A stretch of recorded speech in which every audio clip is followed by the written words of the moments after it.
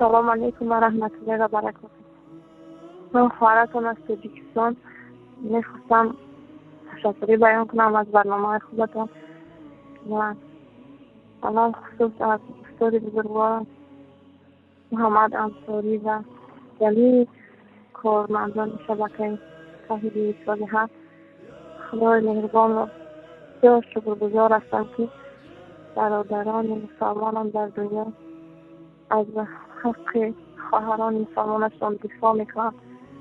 الله مهربان شما را نگهبان باشد و باشد که الله مهربان صف شما بنا انسانان یک کار را بیاورداند. الله مهربان شما را نگهبان باشد. السلام علیکم و رحمت الله و برکاته.